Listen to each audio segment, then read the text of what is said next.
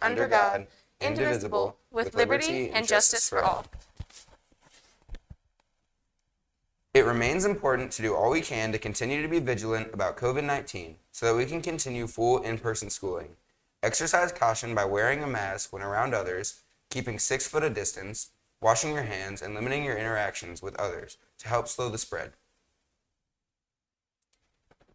Tonight, the boys basketball team hosts the Mogadore Wildcats. Double G TV will be there to bring you the biggest game in town with coverage by the best commentary team around. Our very own Cameron Edwards will be providing play-by-play and commentary for the JV game at 5:30 and will be joined by the incomparable Coach Gilbert at 7 o'clock for tag team coverage of the varsity contest.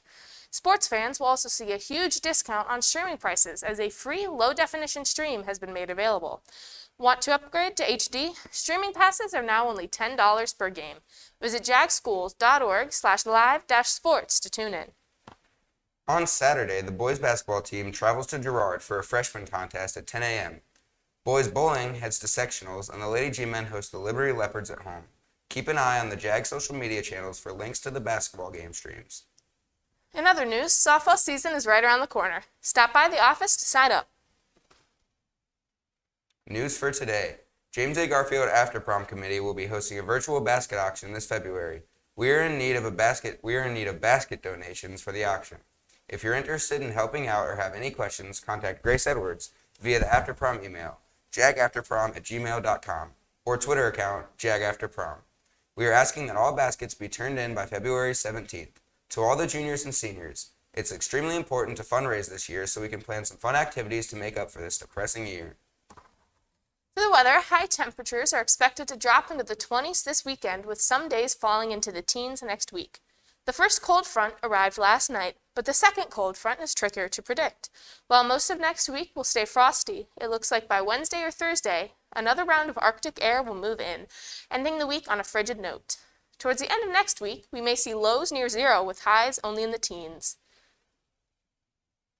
Now to our fun fact of the day. Semantic satiation is a psychological phenomenon in which repetition causes a word or phrase to temporarily lose meaning for the listener, who then perceives the speech as repeated, meaningless sounds.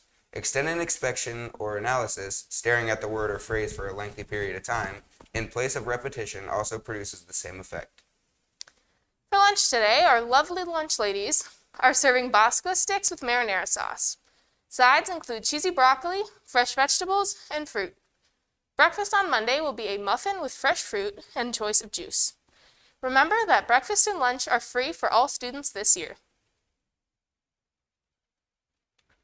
On this day, in 1971, astronauts landed on the surface of the moon during the Apollo 14 mission. Apollo 14 was the 8th crewed mission in the United States Apollo program, the 3rd to land on the moon, and the 1st to land in the lunar highlands. It was also the last of the H missions, which were landings at specific sites of scientific interest for 2-day stays. The mission was originally scheduled for 1970, but was postponed because of the investigation following the failure of Apollo 13 to reach the moon's surface, and the need for modifications to the spacecraft as a result. Now on to our TikTok of the day.